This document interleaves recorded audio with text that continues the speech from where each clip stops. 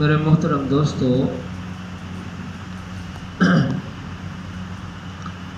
ہر چیز کا ایک اصول ہوتا ہے۔ ہم جسم میں کپڑے پہنتے ہیں، 2 4 5 دن کے بعد جسم کے کپڑے میلے ہو جاتے ہیں۔ ایسے ہی انسان کا دل بھی میلا ہو جاتا ہے۔ جیسے انسان کا جسم میلا ہوتا ہے، انسان کی روح بھی موجود ہے۔ انسان 2 چیزوں کا نام ہے، روح اور جسم۔ جب جسم میلا ہوتا ہے تو ہم صابن خریدتے ہیں، اعلیٰ قسم کا صابن خریدتے ہیں کہ ہماری ساری میل اتر جائے۔ اب اس میل کو اتارنے کے لیے ہم صابن استعمال کرتے ہیں۔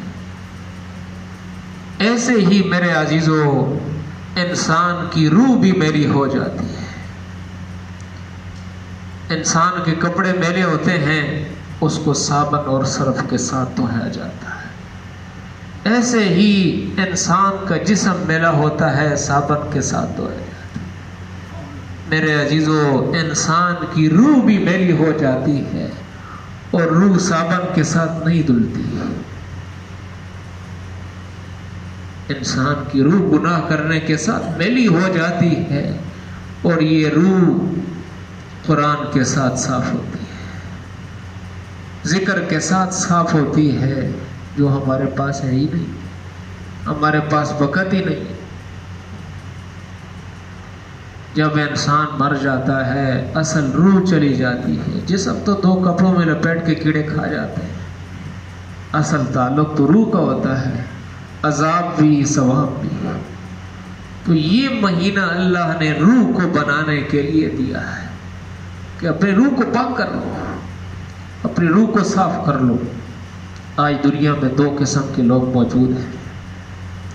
کچھ لوگ ایسے ہیں جن کے بارے میں فَأَمَّا مَن طَغَىٰ وَآثَرَ الْحَيَاةَ الدُّنْيَا فَإِنَّ الْجَحِيمَ هِيَ الْمَأْوَىٰ۔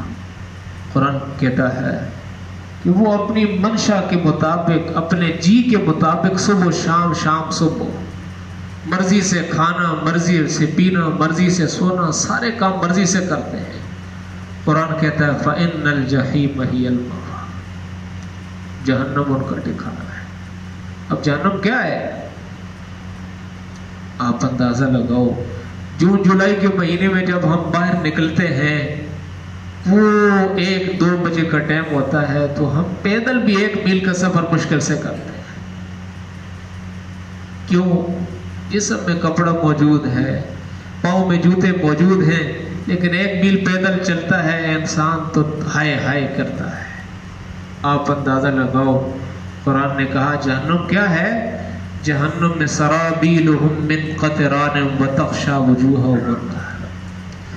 کرتا آگ کا، جوتا آگ کا، بستر آگ کا، اوڑھنا آگ کا، نیچے بھی آگ، اوپر بھی آگ، دائیں بھی آگ، بائیں بھی آگ، آگ ہی آگ ہے۔ اب بتاؤ، پھر اسی پہ بس نہیں ہے، پھر قرآن کہتا ہے ان شجرۃ الزقوم، بھوک لگے گی، کھانا دو۔ کیا کھانا ہے؟ تھور کا درخت۔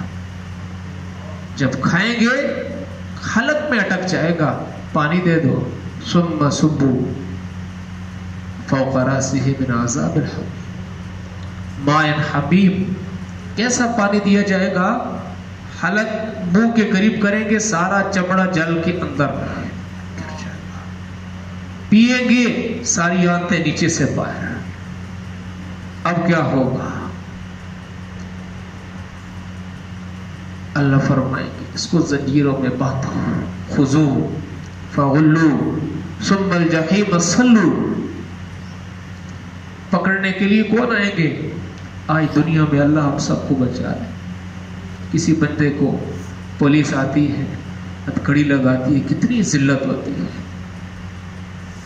میرے عزیزوں، جہنم بتا رہا ہوں، اللہ کی پولیس، اللہ کے فرشتے ہیں، اور وہ لوہے کی زنجیر سے ہمیں نہیں باندھیں گے۔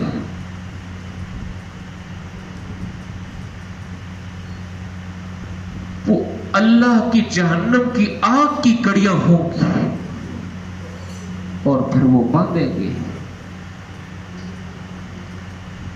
یہ ہے خواہشات کا نتیجہ. خواہشات کبھی بری نہیں ہوتی.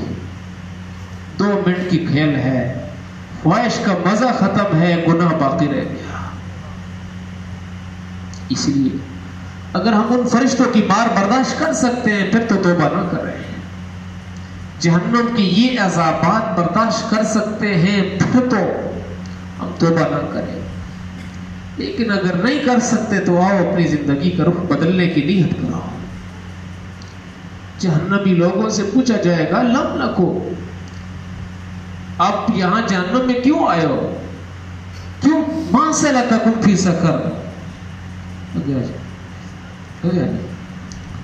ماں سلککم فی سقر، تمہیں جہنم میں کس چیز نے لایا ہے؟ تمہیں کس چیز نے جہنم میں داخل کیا ہے؟ وہ جہنمی لوگ جواب دیں گے لم نکو من المصلین. کیا جواب ہے؟ کہ ہم نماز نہیں پڑھتے تھے. آج تھوڑا سا دکان کا عذر ہوتا ہے، اپنے بستر میں سوئے رہتے ہیں. میرے عزیزوں، اگر ہم جہنم کی آگ برداشت کر سکتے ہیں، فرشتوں کی مار برداشت کر سکتے ہیں، قبر کی تنہائی کو برداشت کر سکتے ہیں، قبر کی آگ کو برداشت کر سکتے ہیں، پھر تو اپنی زندگی کو بدلنے کی نیت نہ کریں. لیکن اگر ہم برداشت نہیں کر سکتے، یقیناً نہیں کر سکتے، تو آؤ سارے مل کے اپنی زندگی کو بدلنے کی نیت کریں. یہ ایک شخص تھا. دوسرا وَأَمَّا مَنْ خَافَ مَقَامَ رَبِّهِ وَنَهَى النَّفْسَ عَنِ الْهَوَىٰ فَإِنَّ الْجَنَّةَ هِيَ الْمَأْوَىٰ. اب اگر نماز پڑھی، روزہ رکھا، خواہشات کو چھوڑا، اللہ کی مانی، اب یہ مشقت تو تھوڑی سی آئے گی. کتنی ہے؟ 40 سال 50 سال، کتنی کچھ عمر ہوتی ہے. تھوڑا سا دھکا لگے گا، خواہشات ٹوٹے گی، لیکن مرتے ہی اللہ ساری خواہشات پوری کرے گا. اب جب مرنے کا وقت آئے گا، اللہ فرشتوں کو استقبال کے لیے بھیجے گا. جب مرنے کا وقت آئے گا، اللہ اپنی نورانی مخلوق کو بھیجے گا. میرا ایک دوست آ رہا ہے، جب آئے گا فرشتہ لینے کے لیے تو اعلیٰ قسم کے جنت کے لباس کے ساتھ آئے گا. اور پھر یہ قبر جو مٹی کا گڑھا ہے یہ پھولوں سے بھر دیا جائے گا. اور پھر اللہ فرمائیں گے اس بندے کے ساتھ، اس بندی کے ساتھ نہ الانا، اس نے دنیا میں بڑی مشقت نکالی ہے، بھوک کے ساتھ، پیاس کے ساتھ، نماز پڑھنے کے ساتھ، روزے رکھنے کے ساتھ. اب یہ میرا مہمان ہے، میں اس کا میزبان ہوں. کیسے مہمان، کیسا میزبان؟ اب اندازہ لگا. دنیا میں ہم بہت کچھ چاہتے ہیں لیکن نہیں ملتا. چاہتے نہیں چاہتے. آدمی کہتا ہے صدر بن جاؤ، صدر بننے کے ساتھ بھی امید بڑھ جاتی ہے. امیدوں سے دنیا بھری ہوئی ہے. کوئی کیا، کوئی کیا، کوئی کیا. اونچے سے اونچی سطح پہ جا کے بھی امید پوری نہیں ہوتی دنیا میں. لیکن جنت کی زندگی سن لو. اللہ فرماتے ہیں وَلَكُمْ فِيهَا مَا تَشْتَهِي أَنفُسُكُمْ وَلَكُمْ فِيهَا مَا تَدَّعُونَ. جو مانگو گے دیا جائے گا، جو چاہو گے دیا جائے گا. یہاں بہت کچھ چاہتے ہیں، نہیں ملتا. بہت مانگتے ہیں، نہیں ملتا. لیکن جنت میں ایسے نہیں ہوگا. نزلا من غفور الرحیم. جہاں اللہ میزبان ہو، ہم مہمان ہو، اللہ کی مہمانی کیسی ہوگی.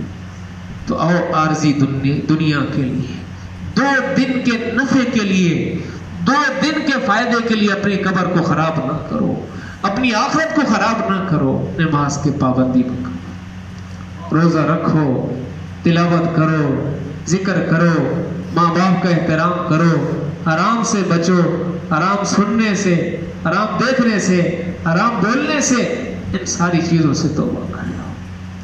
2 دن اپنے نفس پہ قدم رکھ لو، بس مرنے کی دیر ہے.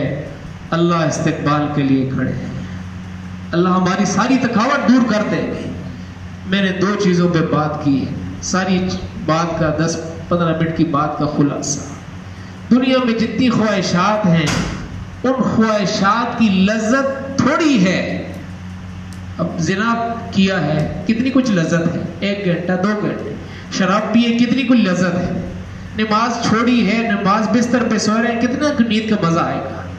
اب یہ مزہ تھوڑی دیر کے بعد ختم ہو جائے گا، لیکن اس لذت اور اس مزے کا جو گناہ ہے قیامت تک میرے اور آپ کے اعمال نامے میں باقی رہے گا۔ اب نماز پڑھی، تراویح کی نماز، 1 گھنٹہ تھکاوٹ، روزہ رکھا، 12 سے 14 گھنٹے کی بھوک پیاس، کتنی ہے؟ محدود ہے۔ اب یہ مشقت ختم ہو گئی، لیکن اس کا اجر جنت میں جمع ہو گیا۔ ایک وہ ایک یہ، ساری بات کا خلاصہ اگر ہم اپنے آپ کو بٹا کے رکھیں گے، نیکیوں کا پابند کریں گے، نیکی پہ مشقت آئے گی، مشقت ختم اجر باقی، یہاں لذت ختم ہے پھر گناہ کی سزا باقی ہوگی۔ اللہ پاک ان ساری باتوں پر عمل کرنے کی توفیق نصیب فرمائے۔